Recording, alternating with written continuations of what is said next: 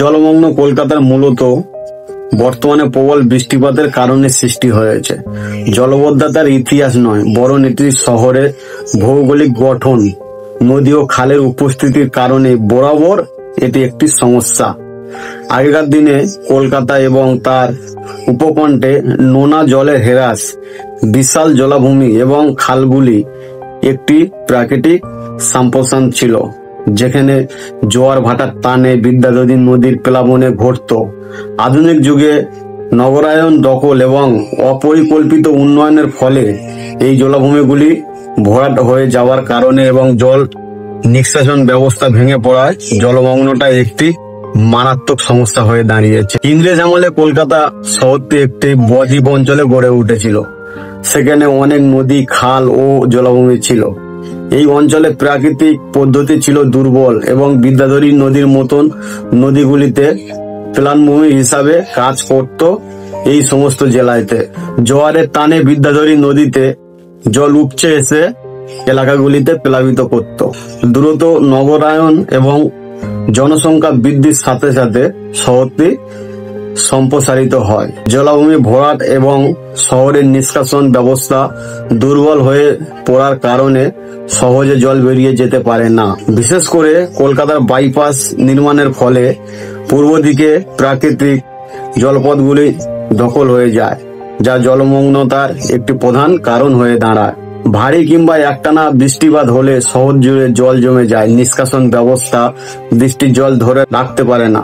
ভারী ও একটানা বৃষ্টি হলে শহরে জল জমে যায়, কারণ জল নিষ্কাশন ব্যবস্থা করা তেমনই যায় না। প্রতি বছর বর্ষাকালে কলকাতা শহরে বিভিন্ন অঞ্চলে জলমগ্ন হয়ে যায়, যা নাগরিক জীবনে ব্যাহত করে।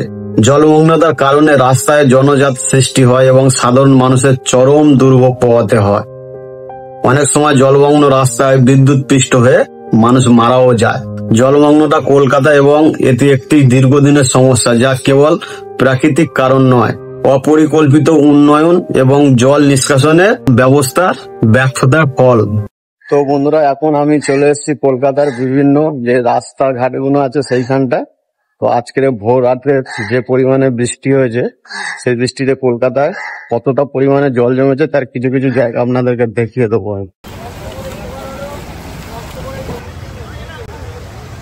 দেখতে পাচ্ছেন স্কুটিটা ঠেলে ঠেলে নিয়ে যাচ্ছে।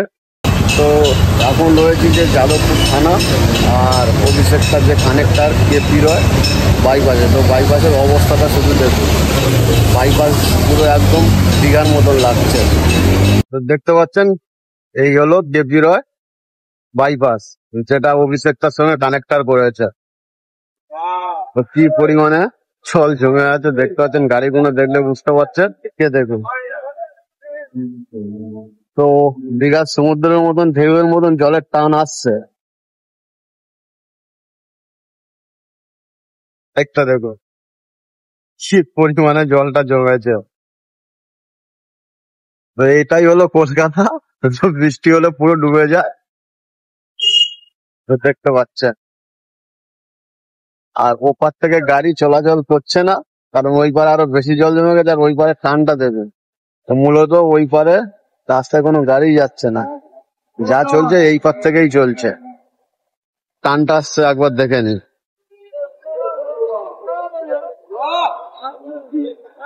দীঘার সমুদ্রকে হার মানে দিচ্ছে কলকাতা জলের টান। আর সেই দুটো একটা গাড়ি যাচ্ছে দেখুন, পুরো জলে ডুবে গেছে। তার ওই পারটাও তো গাড়ি চলছে না, তো ওই পারটা যাবো, ও পারটা দেখি কেমন জলের টানটা, সেটাও আপনাদের দেখিয়ে দিচ্ছে। রাস্তার এই পারে তো আরো প্রচুর জল জমে গেছে, জলের টান যাচ্ছে শুধু দেখুন। দেখুন জলের টান কি বেগে যাচ্ছে, গাড়িগুলো দাঁড়িয়ে আছে, যেতে পারছে না।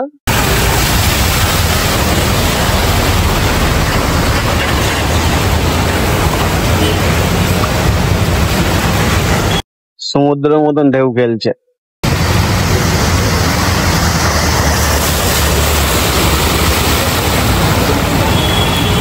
আর এই মুহূর্তে চলে এসেছি ঢাকুরিয়ায় তেলিপাড়ায়। তো এইখানে যে কি পরিমাণে জল জমেছে সেটাও আপনাদেরকে দেখিয়ে দিচ্ছি। তো একটু জলটা সরেছে মনে হচ্ছে, তো দেখুন এখান থেকে শুরু হয়েছে, তো দেখতে পাচ্ছেন দূরে একজন হেঁটে যাচ্ছে, কতটা পরিমাণে জল জমে গেছে। তো এখানে দেখতে পাচ্ছেন সেলুনের অবস্থা খুব কাহিল, সেলুনে জল ঢুকে গেছিল, জল পার হয়ে গেছে, অবস্থা খুব খারাপ। দেখুন দোকানে কত দূর পর্যন্ত জল উঠে আছে। তো দেখুন ঠেলি ভাই কতটা পরিমাণে জল জমে গেছে, অলরেডি ফ্যান জামা গুটিয়ে সব যাচ্ছে, আর গাড়ি ঘোড়া তো কিছুই দেখতে পাচ্ছি না। যতটা সামনে যাচ্ছি আরো জলের পরিমাণ ততটা বেড়ে যাচ্ছে। ভাবছি সামনে মনে হয় আরো প্রচুর জল রয়েছে। তো এই দেখতে পাচ্ছেন এদিকে গলি রয়েছে, তো এদিকেও জল জমে গেছে। বিল্ডিং এর ভিতর পর্যন্ত জল ঢুকে আছে। দেখতে পাচ্ছেন যে চাতালটা আছে, তো চাতালেই জল জমে আছে। দেখুন ভিতরে পর্যন্ত জল জমে আছে। এই সাইকেলটা আসছে, সাইকেলটার অবস্থা দেখুন।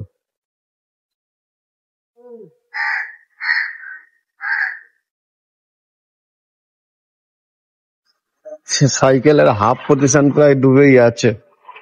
যে রিক্সাটা দাঁড় করানো আছে, তো রিক্সাটা দেখলে আপনারা বুঝতে পারছেন চাকা হাফ পজিশনে ডুবে গেছে।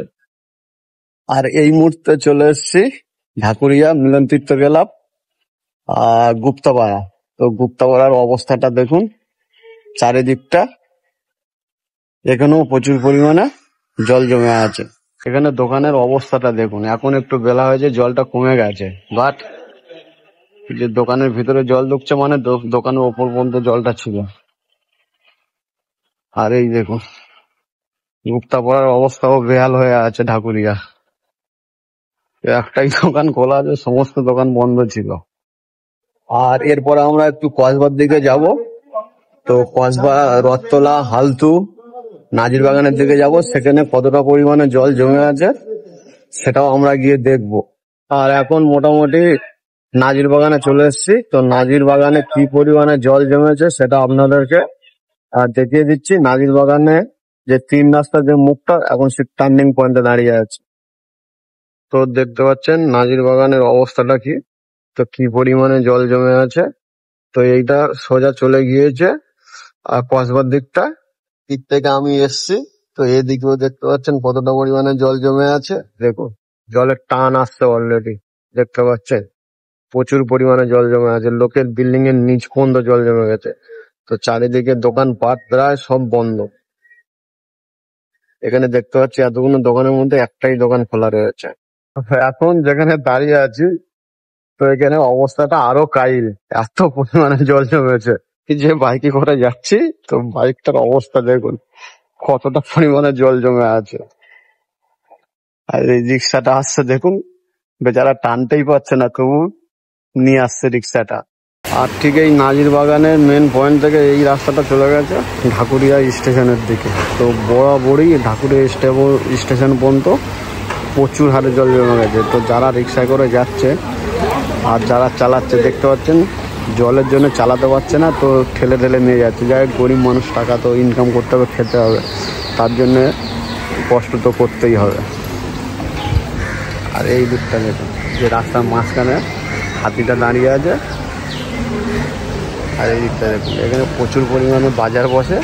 তো আজকের বাজারের কোনো চিহ্ন মাত্র নেই, এতটা পরিমাণে জল জমে গেছে। তো শুধু অনলি মেট প্লাসের দোকানটা খোলাই আছে। তো আর বাদ বাকি দেখতে পাচ্ছেন কেউ ঘরে থেকে আজকে বার হয়নি, আর দোকানও সমস্ত বন্ধই রয়েছে। গাড়িটা আসছে দেখুন কতটা পরিমাণে জল জমে আছে, পুরো গাড়ি একদম সাইলেন্সারও জলের মধ্যে ঢুকে গেছে, এতটা পরিমাণে জল জমে গেছে। তো এটাই হলো নাজির বাগানের অবস্থা। তো নাজির বাগানে কতটা পরিমাণে জল জমেছে। আর এখন যাব তো কসবা রথতলার দিকে আর কমলা পার্কের দিকে, সেখানে কি অবস্থা আছে সেটাও দেখার বিষয় আছে। তো নবারুণ সংঘ যে প্যান্ডেল দুর্গা মায়ের, তো প্যান্ডেলের অবস্থাটা দেখুন, তোলায় কতটা পরিমাণে জল জমে আছে। তো গাছটাই দেখলে বুঝতে পারছেন। আর এই দেখুন বিল্ডিংটা, কিন্তু ধাপ পর্যন্ত জল জমে গেছে। রাস্তায় সবেমাত্র একটাই 4 চাকা দেখলাম, তো 4 চাকার অবস্থাটা দেখুন সামনে কতটা জল জমে যাচ্ছে।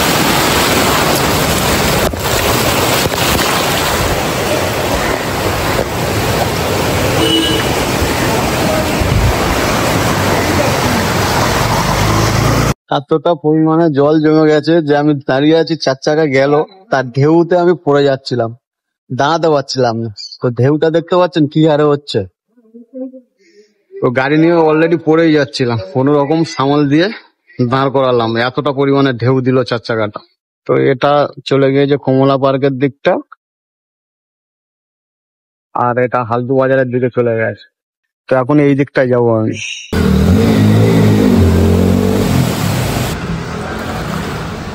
তো দেখলেন বাইকটার অবস্থা কিরকম, তো চলছেই না, কোনো রকমে গুটিয়ে গুটিয়ে নিয়ে যাচ্ছে।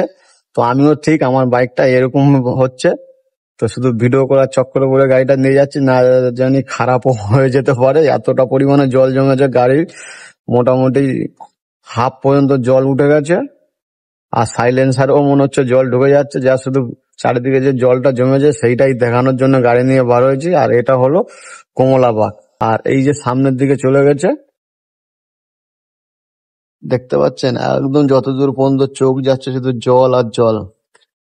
তো যে ভোর রাতের বৃষ্টির কারণে সামনে দুর্গাপূজার হাতে কয়েকটা দিন বাকি আছে, তো মায়ের পুজো, আর এই মুহূর্তে দাঁড়িয়ে পুরো কলকাতাকে ভাসিয়ে দিয়ে চলে গেছে। আর এখন মেঘের অবস্থা আরো ক্রিটিক্যাল, তো মোটামুটি ফের বৃষ্টি মনে হচ্ছে আসতে চলেছে। এর উপরে যদি বৃষ্টি হয় তো আরো অবস্থা বেহাল হয়ে যাবে।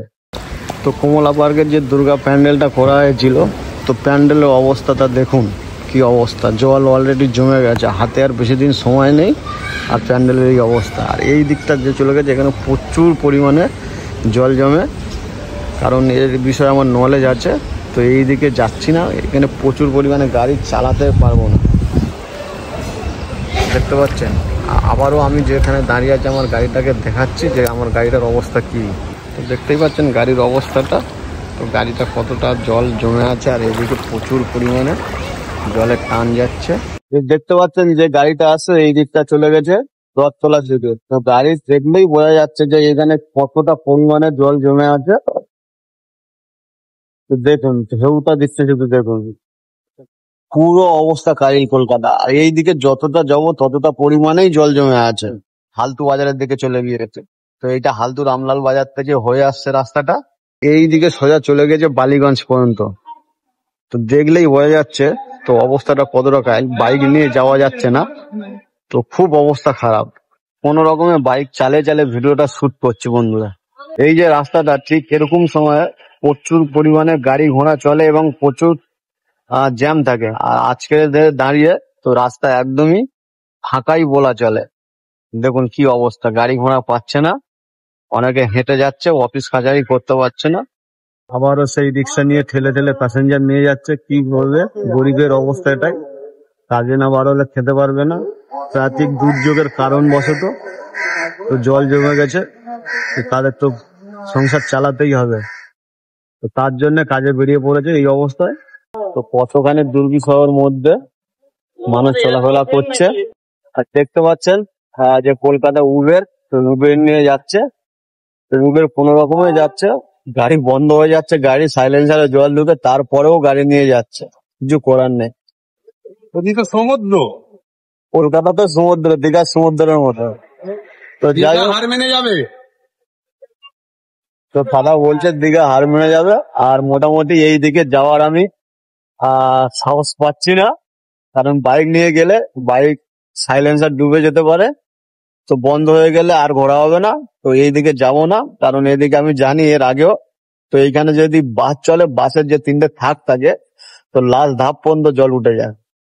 এই কারণে আমি বাইক নিয়ে এদিকে যাচ্ছি না। তো আমি ঠিক সামনের দিকে হালতু বাজারের দিকে যাব, এই দিকে কি অবস্থাটা সেইটা দেখবে। আর এইদিকে যেতে পারছি না, কারণ সরি বন্ধুরা, বাইকটা বন্ধ হয়ে যেতে পারে সাইলেন্সারে জল ঢুকে। আর এখন চলে এসেছি হালতু বাজারে, তো হালতু বাজারের অবস্থাটা খুব কাহিল, সমুদ্রের মতন চারিদিকে থই থই থই থই করছে জল। আর এই যে প্যান্ডেলের রাস্তার যে গেট গুলো সাজানোর জন্য বাঁশ বাঁধা হয়েছে, সে বাঁশগুলো প্রায় ডুবে আছে। আর এই মুহূর্তে চলে এসেছি বন্ধুরা ঢাকুরিয়া স্টেশনের কাছাকাছি, তনুপুকুর মাঠের পাশে। তো এইখানেও প্রচুর পরিমাণে জল জমে আছে। তো দেখতে পাচ্ছেন এই গলি থেকে শুরু করে আর এই যে পিছন দিকে যে বাইকটা আসছে, তো দেখতেই পাচ্ছেন কতটা পরিমাণে জল জমে আছে। তো যাই হোক বন্ধুরা, এটাই লাস্ট জায়গা। তো মোটামুটি এখন চলে যাব, কারণ বাইক নিয়ে একা কোনো জায়গায় যাওয়া সম্ভব হচ্ছে না, ভিডিও করা সম্ভব হচ্ছে না। কারণ সঙ্গে একজন থাকলে মোটামুটি আরো ভালো হতো, একজন গাড়ি চালালে তো ভিডিও শুট করতে আরো ভালো লাগতো। আর আজকে দাঁড়িয়ে একটা জিনিস বন্ধুরা শিখতে পারলাম, তো অনেকে আছে কাজে বেরোচ্ছে না, কিন্তু এক শ্রেণীর মানুষ আছে তাদের কাজে বার হতেই হবে, যারা পার ডে দিন মজুরি খেতে খেলে তবে তাদের সংসার চলে। তো দেখতে পাচ্ছেন আপনারা রিক্সাওয়ালা টোটোওয়ালা গুলো তো কি হারে পরিশ্রম করছে, কারণ তাদের একদিন না কাজে বেরোলে তাদের পেটে ভাত যাবে না। তো প্যাসেঞ্জার নিয়ে যাচ্ছে, গাড়ি টানতে পারছে না, তবুও ঠেলে ঠেলে যাচ্ছে। তো এর থেকে বোঝা যায় তো পার ডে কাজে বেরোতে হবে, তবে তাদের খাওয়াটা হবে। আর যাই হোক, এদিক ওদিক খুব কষ্ট করে শ্যুটটা করলাম ঘুরে গাড়ে বাইক নিয়ে। তো বিন্দু মাত্র যদি ভালো লাগে তো ভিডিওটা বন্ধুরা, কলকাতার এই অবস্থা কথা ভেবে একটু সাপোর্ট করবেন আর সাবস্ক্রাইব করে দেবেন।